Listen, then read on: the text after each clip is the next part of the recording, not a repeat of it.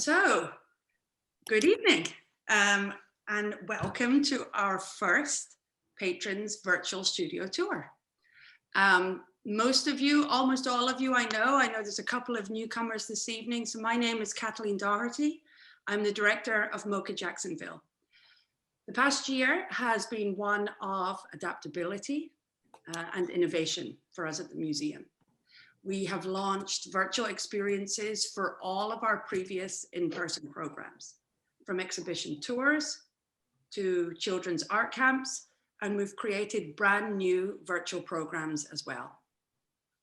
And we did this in order to continue safely serving as an accessible cultural resource for all. The results have genuinely been fantastic. We have learned that there is unlimited access and unlimited potential to reaching new audiences online. We've had kids from England join with kids from here in Jacksonville, making new memories and making artwork in our kids' art lab, which happens each month on a Saturday, giving a moment of catharsis to children from around the world. Recently, we had a lady from Luxembourg who enjoyed a studio art practice, a painting workshop with a local artist from St. Augustine. And perhaps most exciting of all, and helped and aided through the generous support of the Jessie Ball DuPont Foundation, we're able to offer a brand new program, Meet Me at MOCA, where we are serving 5,000 Title I children with virtual arts education programming just at a time when they need it most. Tonight, we've all come together to join for our first virtual patron preview. Virtual patron experience, that is, because in normal times, we would be enjoying fabulous cocktails and conversation at our preview events. This evening, of course, Romancing the Mirror. We decided to do a virtual event that allows not only a look at the exhibition, and of course, I encourage those who can to also visit in the safety, following CDC guidelines in person at MOCA, but also an exclusive opportunity to tour the studio of the artists exhibiting. And I'd like to particularly acknowledge artist Nevine Mahmoud, who joins us this evening from LA. Before I pass the microphone, the virtual microphone that is, across to Ylva, Rouse, our senior curator, I would like to take a moment to thank the team at MOCA. Because of the distance that we're all facing right now, we maybe don't get the opportunity as often as we should to celebrate our colleagues. And so I want to take this opportunity to thank those of you who are with us this evening, and there's a number of our team, but to acknowledge the MOCA staff as a whole, who really have stepped up during this year, which is unprecedented, to do things that I think many of us didn't even know we could. So thank you, thank you, thank you. And I really do want to celebrate all of you and the collective work that you've done. I also want to acknowledge our sponsors, the City of Jacksonville, the Cultural Council of Greater Jacksonville, the Florida Division of Cultural Affairs, and of course, the University of North Florida for their continued support. And lastly, I'd like to thank you, our patron members. Your support is vital. This year, we've needed your support more than ever before. If you would know of anyone within your circles who would like to join our patron level community, please don't hesitate to let us know. And we look forward to welcoming them and you, not only to future virtual experiences, but to our gallery soon. Without further ado, I'd like to introduce you to Ylva Rouse. Have a great evening. Thank you, Kathleen. And yes, welcome everyone to this virtual opening of the exhibition Romancing the Mirror. So as Kathleen said, we normally would have had the artists in person with us, but we have this evening the next best. We'll be visiting a few of the studios of some of the artists.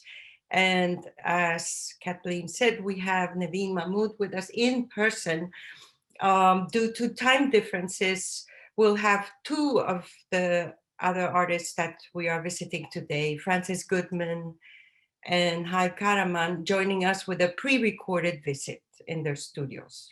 And then we'll end with Nevine. I would like to thank Richard Taitinger Gallery and Jack Scheinman Gallery in New York, and Antonia Marsh of Soft Opening in London, who I think was trying to join us. Antonia, if you're there, hi, for their support. Before we begin, I want to ask everyone, if you haven't already, to select the active speaker view, which will ensure that you see whomever speaking, and particularly when we get to Nevine, that they are large on your screen. And the way you do that, if it's not like that already, is on the upper right-hand corner of your screens, there's something called View. And if you click on View, Speaker, you choose Speaker, and that will set it in that form. So I wanted to begin this evening speaking a little bit about the curatorial framework of the exhibit as an introduction. Romancing the Mirror presents a group of women artists that share an aesthetic framework that to me presents a clear break in the representation of female identity, a break that we see today. And they have in common that they take themselves, their lives, and their environment as narrative subjects in their work, subverting often the classical depictions of women in art that, as we know, were traditionally presented in roles of domesticity or in repose, where they were placed as objects to be admired. If you think of the classical Venus paintings, where the woman was portrayed lying down with their eyes looking straight at the spectator, who of course usually was male. And we do talk about the male gaze in the arts and in philosophy. But for me, as curator, it's not only how they challenge these models, but also the way they present this very female sense of self and way of looking at the world. That is, to me, most interesting. As such, their work is grounded in disrupting that narrative of the male gaze as a source of the definition of female identity that we traditionally find in art history. But it's as a matter of course. Putting together the exhibit, I was interested in how many of our contemporary women artists today are articulating their place in the world in this way, that I find marks a difference with the past. They are usually not operating in a declared feminist agenda. They're not guerrilla girls like the ones we had in the 70s and 80s. But they nevertheless display a marked female point of view in terms of our understanding of life. The other thing I would like to emphasize is the command and ease that they display over not only through their knowledge of art history, but also in the techniques they employ, whether it's glass or stone or canvas or polymers. And we'll see that when we visit with Nevine, they use them masterfully, but also playfully, which is perhaps the greatest sign of control, right? Sometimes in an even offhand manner. So all that is what brings these artists together within this framework. And they come from different angles, like I say, and also different cultures, and purposely so, as I wanted to show that it's a matter of a kind of zeitgeist. that pervades our times, that they all share. It doesn't pertain to one single culture. It's not of the Western culture, but it's something that is pervades. And so their work often touch on similar themes or topics, the politics of the body or the diaspora or identity politics. And they share sometimes similar tools for that disruption, but there is what we speak of as a multiplicity of femininities. And the artists in the exhibition I wanted to mention are Frances Goodman, Hayv Kahraman, and Nevine Mahmoud, the three that we will hear from today, as well as Jenna Gribben, Diana Al-Hadid, and Shabalala Saf. Before I introduce our studio visit artist, I thought I would share with you just a small recording from a panel that we held recently in conjunction with the exhibition, where we invited scholars from the different universities in our area to speak to the exhibition. And it was a really interesting hour. And the one we're listening to is Sarah LaChance Adams. She's an internationally recognized scholar of Florida Blue, distinguished professor, and is the director of the Florida Blue Center for Ethics at UNF, at the College of Art and Science. And she made a beautiful presentation. And I just wanted to share a brief excerpt from it before moving to the artists. And you will have to bear with me a second.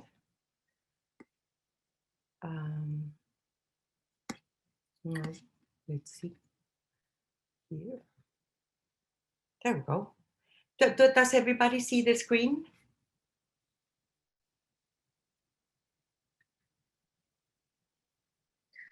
Thank you so much, Ylva and Matthew and everybody behind the scenes. I am very honored to be a part of this. And I will explain to you a bit about my approach to this. As you can see from my first slide, I am jumping from the exhibit intro wall text, which I thought was very helpful to understand, I think, the mind of the curator, which is part of my objective, to convey my understanding of what this statement means, and also what philosophical questions are raised by the art, thinking about the art in terms of the history of philosophy.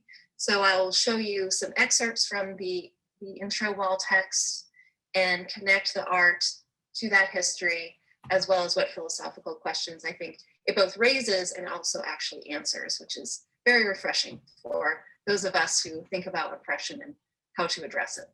So as you see here, the first excerpt I have is the statement, with their work, and this is speaking of the artists in this exhibit, they present a very female sense of self and way of looking at the world through an anti-heroic, vulnerable, and often playful lens.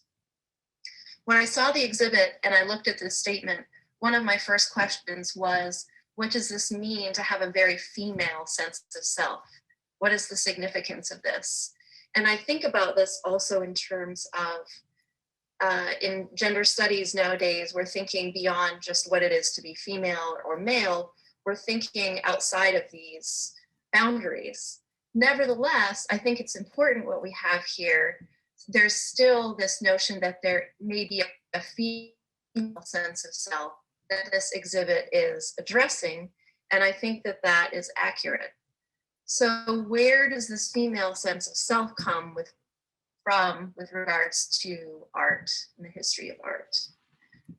Here is a famous painting by Otto Dix of some prostitutes in Berlin, I believe it is, from 1921.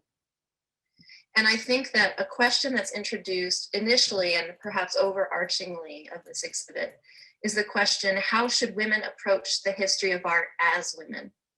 This question of women, I think, is still relevant because art itself presents something to us that is supposed to be women. So those who identify as women when they approach art, they see representations of who they're supposed to be. And these representations are varied, but also fall into certain somewhat predictable patterns across the history of philosophy. Now, I love starting with this image because it's completely unflattering to all of the women involved. Otto Dix is brilliant at making people look their worst. That's an important part of his work. But I think it also speaks to women who are attempting to fulfill a vision of what it is to be a woman, perhaps, not enjoying it so much. So to me, it seems like an appropriate beginning to think about this question: how should women approach the history of art as women? So we're thinking about the historical context. How have women been presented as women? What does it mean to be a woman? So you enter an art museum as a woman, you see all of these images abound of what it is to be a woman. And they often fall in one of two categories. We have 5 O'Clock Tea by Mary Cassatt from 1880. A beautiful domestic image. There's many children in it. There are domestic scenes doing everyday things that a middle-class woman, maybe, or upper middle class or even higher woman would be doing with her days. And on the other hand, we have this Olympia, who is apparently a prostitute, according to some interpretations of it. Also in this painting of Olympia, you see a Black woman here, and I've often looked for explanations of what her role is in this piece of art, and it's very rare that her presence is even addressed. And so I think that and perhaps Dr. Wynn and Dr. Browning will have more to say about this, but I think that the silence around this figure, who is also clearly very important to the scene, is part of that historical context and part of what must be addressed and part of what is being addressed in this exhibit. Part of what I hoped that you'll get from what I have to say is an appreciation for how radical this exhibit is, the artists, and also bringing them together. And I think we need to understand where they're coming from, historically speaking, to appreciate that. All right. So that's just a little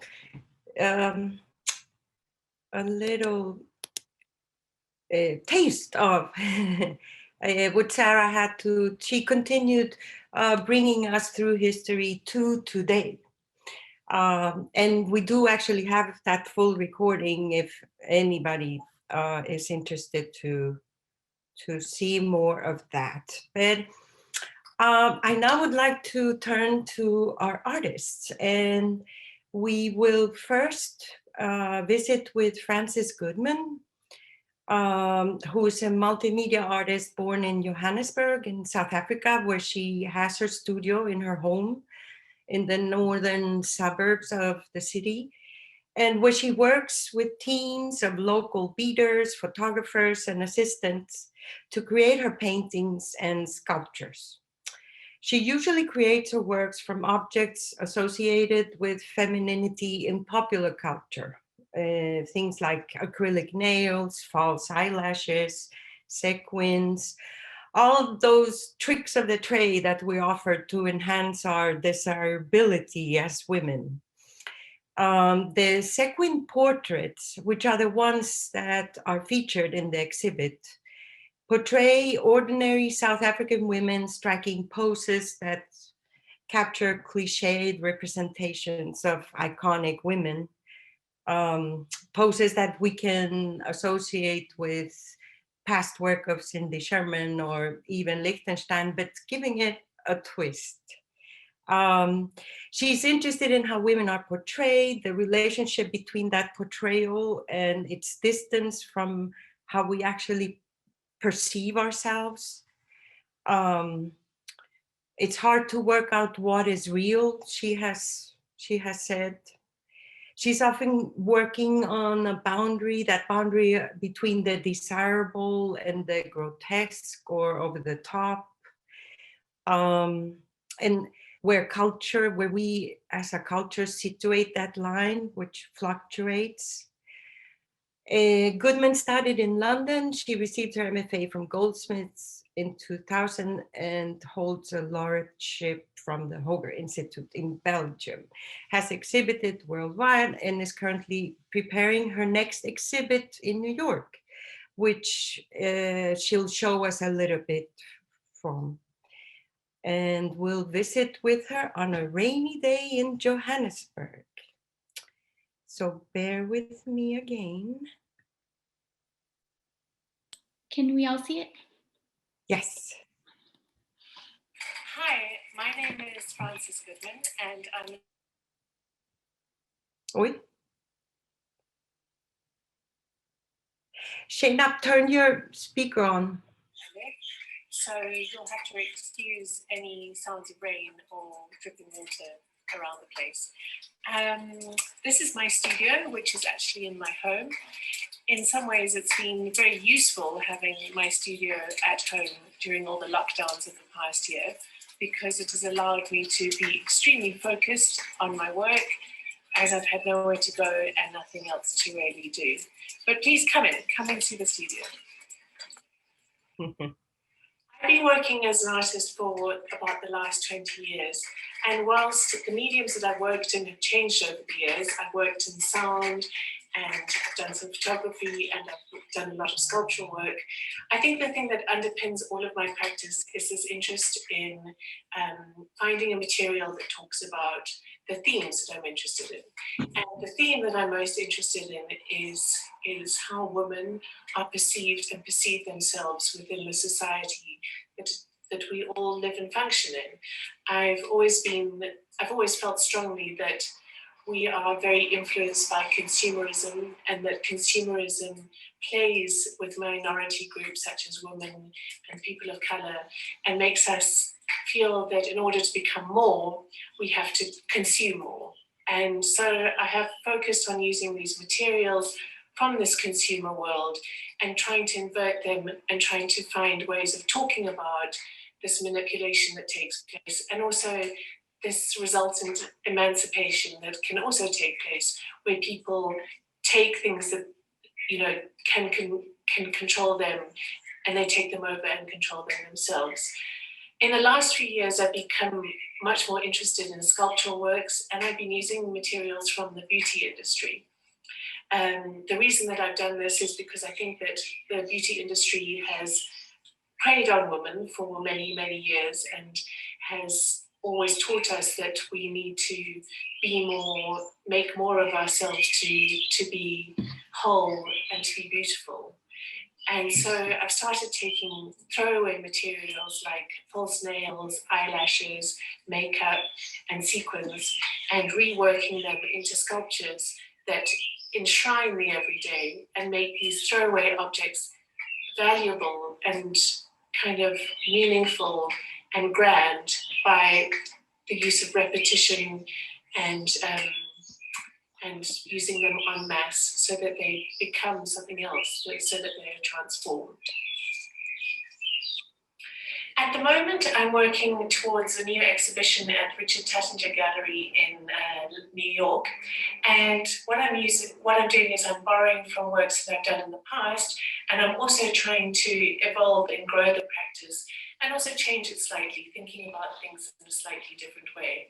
The nail sculptures that I've been working on for a number of years now are made from fiberglass and foam, which we cast here at the studio, and then the laborious process of sticking them one by one starts happening. I use nails that I find in the shops, and the nails change and the colors change based on the fashion trends and what I'm able to find in the shops at a certain time. What I'm always interested in and what I find amazing about the nails is that when you start looking at them, they often reference the color of the body. And there are a lot of pinks, there are a lot of reds. And when they're by themselves, they're so poppy and bright, but when they come together, they have this sort of slightly body-ish feeling to them. What interests me in the nails is the brittle, hard, kind of plastic feel of them, and the fact that they are so throwaway and they have no value as individual pieces. And yet they've come to symbolize this thing, this moment of emancipation for women. It's the one area of their body that they can be free and expressive. They're all different nail styles that are bright and long, and they almost feel sort of dangerous, that they are able to create, to hurt, to harm if necessary. So this image of beauty, but they also suggest a kind of violent side, but also a dangerous and kind of more risky side of femininity. And I've always been interested in the idea of the hyperfeminine and this kind of violent, vulgar, sort of excessive femininity that people are afraid of, but is being embraced more and more by women today. I always try to work on more than one project at a time. So there are usually a few different things going on in parallel. A series of work that I've been working on for a few years now are my lip series, which I call the Lip Glitz series. And they are informed by my childhood memories of all those glossy ads in the magazines of women applying lipstick, and how, for me, it symbolized this freedom and also growing up and transforming from being innocent to being desirable and to being a woman. And it was this move from being a child to a woman. So I started doing these sequin lips. The sequins are all hand stitched one by one. I have a team of people that help me do it because it would just be impossible to do it by myself. So they're hand stitched. The colors are mapped beforehand, and they follow very strict instructions on how to sew them. But what I like about these lips is that they're so big and sort of over the top and plump and luscious, and they remind me of this these ads and billboards that I saw in my youth, and how they talked about this transitional space. And I also think that lips, they're sort of this space of vulnerability. They're an opening to the body. They're a space that you can sort of be swallowed, but they're also dangerous. Again, there's this dichotomy of them, which, because it's where you speak and your words can spit and your words can hurt, but also you can bite and tear things. And I think that they have this push-pull between being beautiful and a little over the top and threatening, and that's what I love about them. For the last few years, I've been working on a different kind of series of sequin pieces in which I photograph scenes and then we translate them into the sequins. This is the work that is at the Jacksonville MOCA exhibition that's on at the moment. I've been doing this for a few years now, and about once a year I set up a shoot which concentrates on a theme, and then I work with people that I like and people I find interesting. We photograph them, and then the process begins of making them into sequins. Some of the themes that I've explored in the past are looking at how women are portrayed in film, and how there's this constant sexuality and this sort of moment of ecstasy that appears over and over again in these scenes of films, that women are always a desirable, desiring character, that they don't act, they appear, that they're constant muses. So that's one of the themes that I've looked at. Last year, actually should I say the year before, because last year was lockdown year. The year before I was looking at the women who are sort of in their 50s and 60s, so in a more transitional space where women start feeling like they become invisible because they're no longer considered as desirable and sort of sexually attractive. This is more of a historical idea, because I think that is changing. But it was photographing women who are in that transitional phase, or what I call the mirror phase, where what they see in the mirror is not how they feel within themselves. Last year during lockdown, I actually had to change my practice quite substantially, because I couldn't do one of these shoots. So what I did was I asked people to photograph themselves in their homes and to think about how they felt about their bodies, how they interacted with their bodies, and how they saw their bodies during this lockdown period. And I was also looking at nudes and how in art school, the way you learn a new process is to learn to draw a nude. And so I was kind of returning to a more historical, traditional way of working, but working with it in a very new kind of way. One of the things I often think about when I make these series is the idea that we are in a time where we are being taught to love our image rather than taught to love ourselves. And I think with this growing use of social media and platforms such as Instagram, we've become very obsessed with the idea of photographing ourselves in an image of ourselves rather than who we actually are. And that is what I'm looking at in this series for the exhibition at Richard's show, which is looking at these makeup tutorials and how people dress themselves up and transform themselves and mask themselves, or perhaps reveal themselves through the process of applying makeup and transforming themselves into someone different.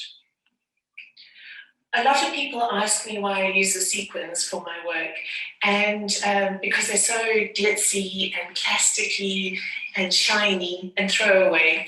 And for me, that's exactly the reason that I do use them, because they're this throwaway item that when used together becomes something beautiful and over the top and sparkly and shiny. They used to adorn people, they used to adorn outfits and transform people into something that they weren't before, to make them more than they were before. And when the sequins are put together en masse, they become this surface, this glass-like reflective surface that forms a mirage. The image fails to hold, it shifts as you move around it. It's constantly changing. And I think that that's a metaphor for how women are seen and perceive themselves in the world, that we are unable to hold this constant sense of self, that we're always trying to be something different for different people. And I think that the sequin pieces really sum up this beautifully for me. But thank you very much for coming and listening to what I have to say. And I hope this 10 minutes has been interesting and worthwhile for you. So that was our visit to Johannesburg. What did you think, Kathleen? I completely loved it. I hadn't had the preview. I completely loved it. And so did my daughter. She's coming back. She's just grabbing a snack. Yeah, no, it's amazing what she does. Her sculpture, she had these incredible, pointy, very aggressive sculptures that she showed in New York some years ago that, of course, went viral on social media. And the discussion that came from that was quite interesting.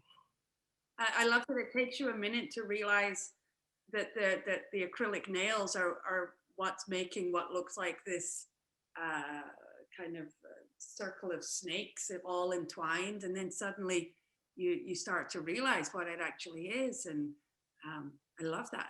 I love it. And the danger part she was talking about, of course, symbolized also with the idea of the snake, and you think of woman as the temptress, but also as the snake throughout history. You see moments being referenced. Just fabulous work. Yeah, so our next visit is with Hayv Kahraman, which is quite a shift. We wanted to bring you all the very different aspects that are touched upon in this exhibit. Kahraman was born in Baghdad in Iraq, but lives and works in LA after growing up in Sweden, where her family took refuge. Her work speaks directly to that diasporic experience, not only in the way she paints on plain, untreated linen, which totally recalls the sand, the endless sand of her birth country. Or the plated motif that you'll see when you go to the exhibit that is repeated constantly in her series, sometimes more direct than others, which comes from the fans that they use there. It was one of the few objects that the family could take with them when they fled. But it's also her particular style, how she approaches what it is to be the other in a society, and the different and conflicting messages of what is expected of a woman in the different cultures that she's been part of and are part of her. Her work is deeply philosophical. She explores the body as subject and as object. And in our visit to her studio, she will speak of a series that she's been working on during lockdown as well. And in her instance, she's thinking of the parallels and all those metaphors. I'm sure we all have thought of some of them, how we experience our bodies versus the environment. And just the whole nomenclature of this war we are waging between self and non-self, and the idea that we continue to think of ourselves separate from, whether it's separate from each other or separate from our microbiomes in our stomachs that live within us, or from each other, or from Earth, but I'll let her speak to that much better than myself. So if you bear with me again, let me see if I'm capable this time. I titled this show The Touch of Otherness. And here I was thinking about touch in terms of contagion. The etymology of the word contagion comes from the Latin and actually means touch, or being in contact with. I started making these works right when the pandemic hit. So a lot of what you see here is fueled by research on immunity and epidemiology, actually, as well. I came across some really interesting writing. I mean, the entire discipline of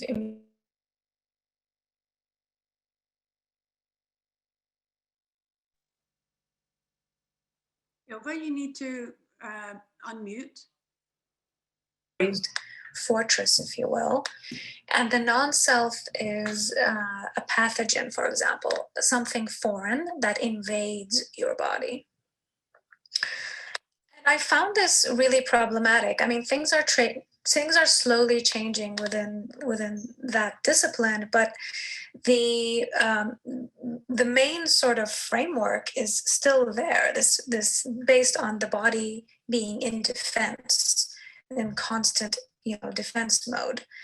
And as an immigrant and a refugee myself, naturally, this discipline that wants to eradicate foreignness became really interesting to me. So I started kind of laying the framework of migrant consciousness on the idea of contagion, of viruses, of immunity. Some of these works look at the correlation between a very sort of militaristic language and biomedicine. I'm thinking here of how we even speak about COVID, for example. We're fighting the invisible enemy, or our physicians who are generals. I tend to also think about when my mom got diagnosed with cancer a few years back. I felt like there was she felt that there was no language to speak about her chronic illness in a way that was kind of conducive to healing. And, I thought to myself, like, here's a woman who's actually been through physical wars in her lifetime. And now, she's at war again, but this time, within her own body. This is a work that I've titled Say Ah. What you see there is actually a mortar. And this is the kind of weapon that I frequently saw during the first Gulf War laying around on the streets. Within my research on immunology, I inevitably came across antibodies. And this was great because I wanted to kind of move away from this dystopian phase that I was in and try to think about more sort of holistic ways to approach our current situation. And antibodies served as a perfect tool. So antibodies are these proteins that our body produces once it comes into contact with the foreign or a foreign pathogen. So in a way, they are sort of the bridge between the self and the non-self. And I really loved this idea of this thing that was kind of in between, that could be a mediator in a way, and a trickster figure for that matter. I mean, antibodies are essential to the survival of us as humans. So this is what you see here. The figures are kind of contorting themselves acrobatically and forming into the shape of a Y, which is the symbol for an antibody. In each one of these 4 antibody works, the role of mediation is very present. So in this one, for example, I was thinking about how messages can proliferate throughout our bodies, and so naturally I thought of bunnies. In this particular piece, I wanted to go to the opposite route and think about what if these mediators slow down? What would happen?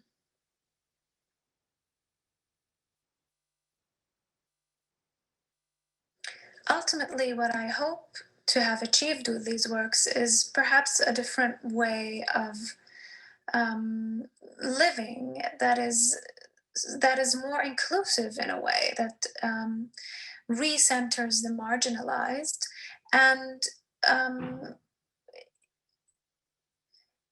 looks at our bodies as permeable. And there's no such thing as a complete sort of purity. And we should actually live with impurity instead and embrace difference. And I'd like to end with a quote from Audre Lorde, in which she says, "Caring for myself is not self-indulgence, it's self-preservation, and that is an act of political warfare."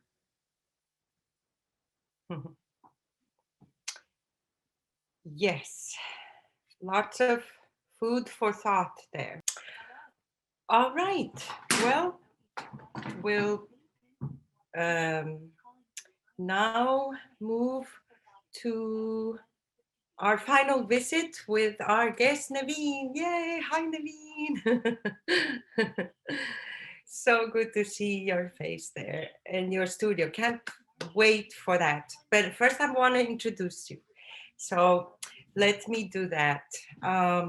So Mahmoud was raised in London, where she received her degree from Goldsmiths and went on to get her MFA from USC in Los Angeles, where she now lives and works. She has many projects at hand. You've been quite busy. Perhaps you'll tell us, but of COVID, the COVID year has been very intensive for you. Some of those projects are the Fondazione Arnaldo Pomodoro in Milan, in Italy, the Barnstall Art Park Foundation at Hollyhock House in LA. Other exhibits that she's been part of have been Maurizio Cattelan's The Artist is Present in Shanghai, This is Presence at Ballroom Marfa, Texas, and The Lasting Concept at the Portland Institute of Contemporary Art, among many others. Her works, full of humor, often naughtiness, display an exquisite sense of materials, which I hope you'll get a look into, whether it's stone or glass. So welcome, Nevine. Thank you so much for having me. It's so great to see you and meet you all. And yeah, I love the show and the group, the company. So I'm very happy to be sharing the studio with you. Thank you. So I see you have a few works behind you. Well, yeah, in the studio, they're all around, so it depends, you know, where we angle. But you know, as we go, I can just move from one thing to the other, whatever applies, because I'm usually working on a few things at the same time. And but this is where I work and make most of the stone works, and the glass. I do it at a glass shop, but they come back here to sort of interact with the other objects and then move into the piece. So I'm between those two spaces. Yeah. So how did you begin with stone and glass? Because one of the things that I find most interesting in your work is that you are dealing with this very macho materials in a way. Yeah. Very heavy, very strong, and yet you're creating these very sensuous, beautiful work. So tell us a little bit about how you started on that road. Well, I definitely moved to America with the ambition to be able to make more sculpture and be physical and work large scale. I knew the space here and the availability of materials always appealed to me. And I was always finding myself creating these forms that were usually out of plaster, very sensual, using sort of a mixture of found things with ways I would render them. And I came to a point in my career, I guess, where I felt like I wasn't really interested in a personal narrative in the works. Like a lot of the shapes I work with are quite formal and reduced.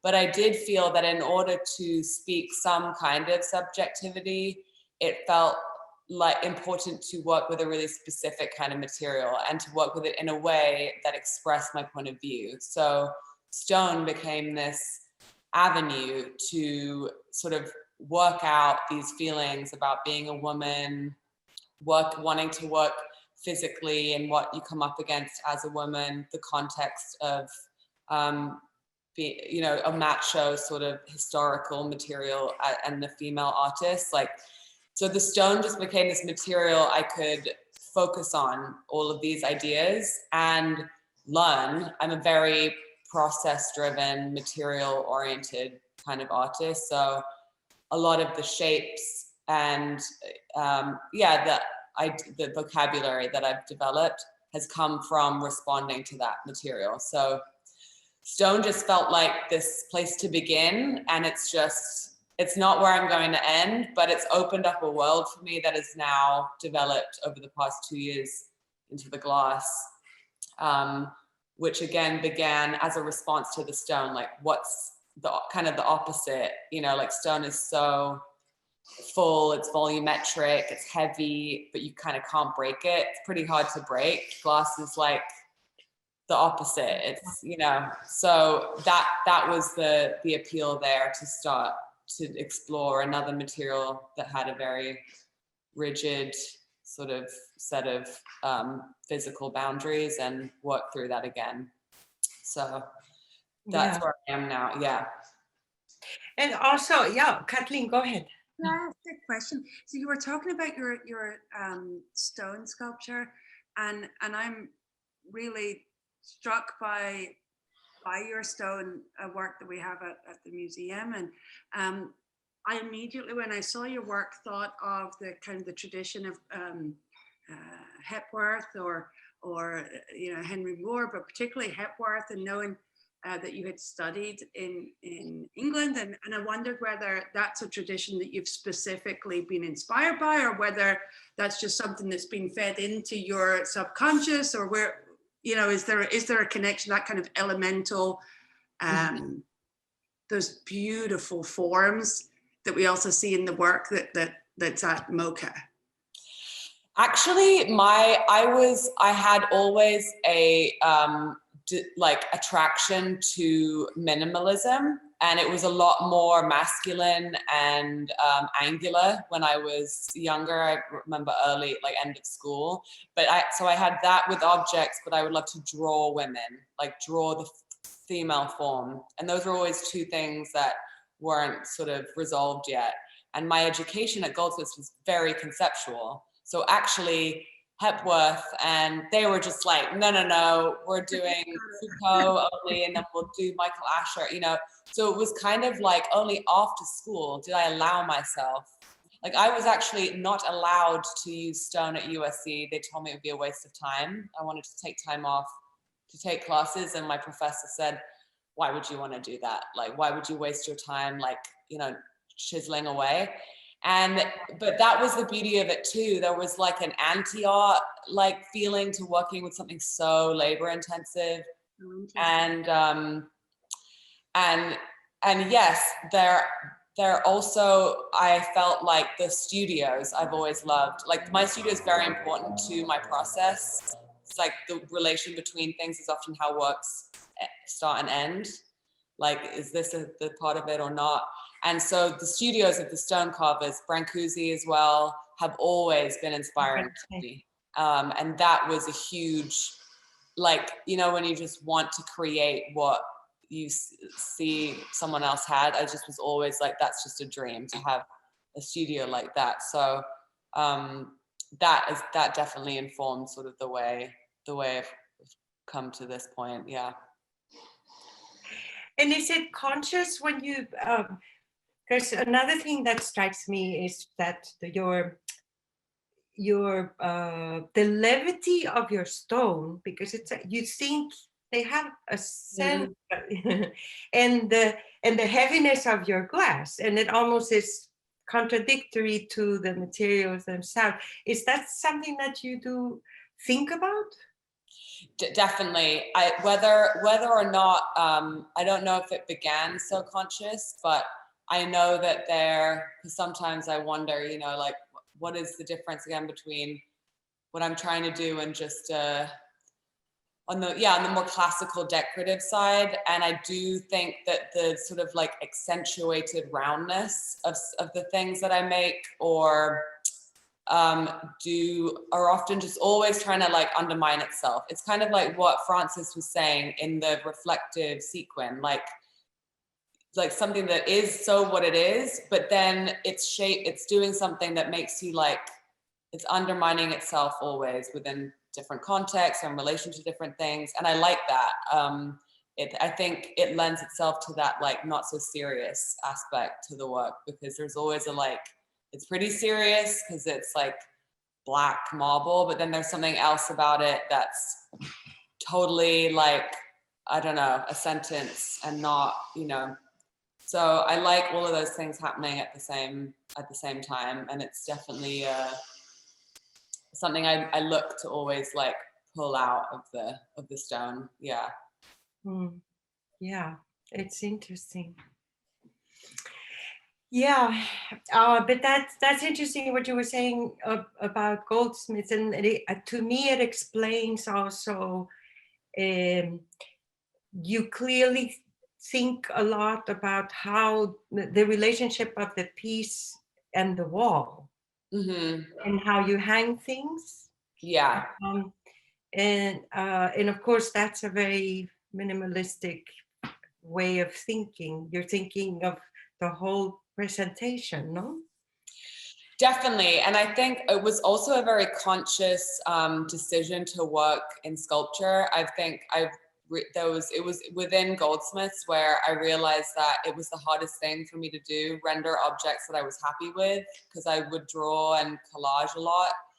And because it just felt like a challenge, and I'm less resentful towards painting now, but I used to just be very dismissive of all painting, just like because it's so difficult to just situate a sculpture and have it say, you know, first of all, have it stand up and whatever, and then have it speak in the round and say what it needs to say and all these things. So everything like that is, you know, is important to the work, and I will like definitely think those. And you know, that's why my pedestals are usually custom, and if it's on the ground, that has a specific relationship too. So yeah.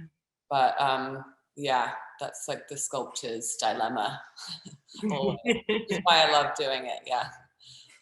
Speaking of on the ground, I have to ask what everyone else is probably thinking about what is on the ground behind you with the yellow. Seeing as no one else is going to ask, I will. So well, yeah, you're getting like I just like have just been doing this. Last year was a very rolling with the punches of COVID and like things being postponed and remaking works and all of that. So this is actually the first couple months I've just had to like play and get into things again. And so the things behind me are like just playing around. That happens usually in this corner in the studio. These are some old pieces and some new. This is like a panel of marble that's carved in the foam pad, like, you know, those play pads that you'd get, but it's actually pink marble. And I've made a few of these, shown them a couple times, but I have them around the studio. They're always like reminding me of the like swapping materials, like swapping a light material for a heavy one, using toys or play architecture, which I collect. That's like something from a playground. And then these are the new glass flower breasted glass flowers that I made a mold of like a kid's lamp, and then have been just experimenting with ways to show them. I've made flowers before in stone. This is one that I'm working on for a project with Antonia, and it's a marble hollow that's like flowered, and then I attach like a nipple on the end so that it's sort of like a flower.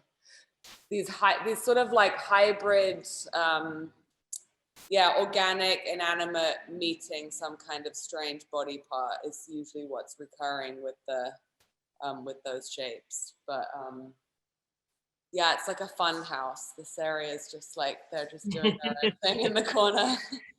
So we get a sneak peek. Yeah, exactly. Yeah, very sneak peek.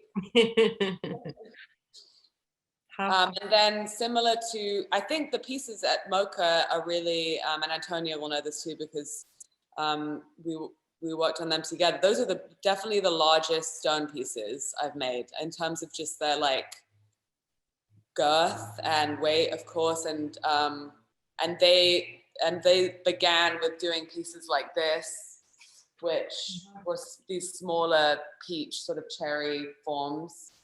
I was doing them individually, pretty small, and then they sort of developed into these larger stems. That we have. Cherry, yeah. But yeah, the pieces you have are like just the yearly enlargement of this little peach I started with, which has just been such like a pleasure to do, just to make these bigger and bigger spheres of just like, that was incredibly satisfying to work on that scale. But let's see. Thank you.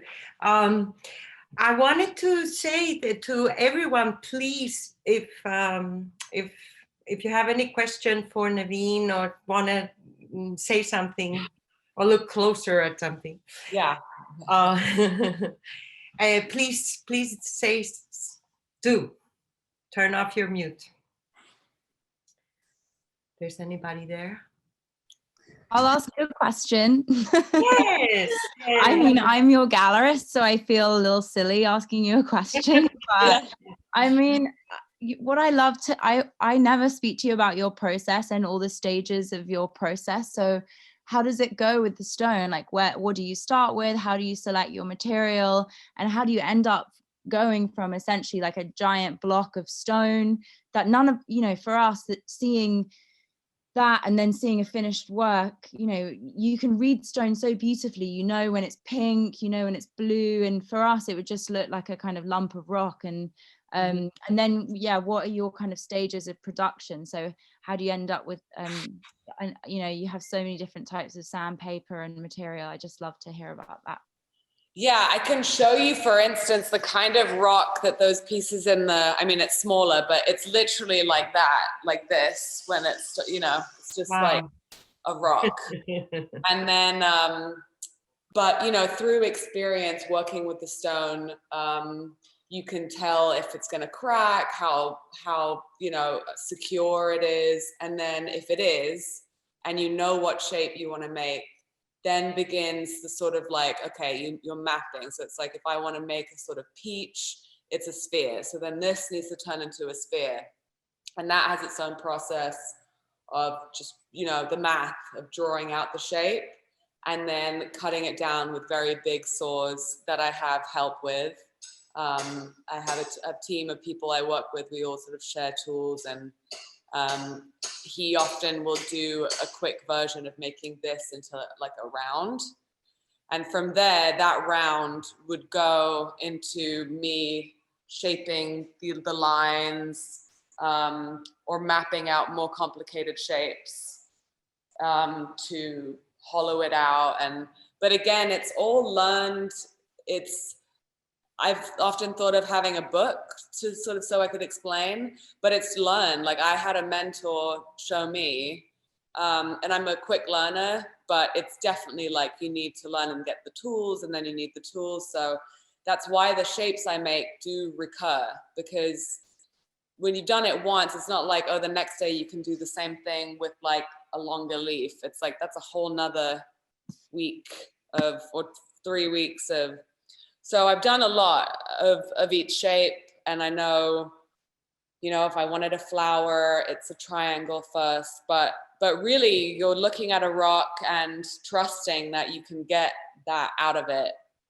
And then often working with the stone, if things come up, if it's a different color slightly than you thought, you kind of have to work with it. And often some of the most exciting pieces I've made have come out of unexpected things too, which is also a great thing about stone. Like if you're in a good mood, it's great because you're just like, oh, this is here, and now it can be that. If you're in a bad mood and really trying to control it, then no, you're not going to be so lucky. But I've also learned that the hard way, so it's like, okay, now.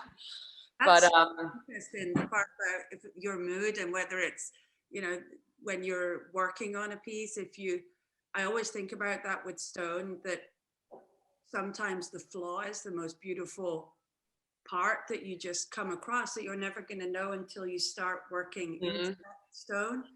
And thinking about some of the other sculptors who kind of celebrate the flaw, I wondered when I saw those almost too perfect peaches, right, whether you whether it upset you to find the flaw, or whether that was a beautiful blemish that you could work with sometimes, or how does that? Like the veins in it? The veins, or sometimes you get like in marble, you sometimes get those like almost stains. Yeah.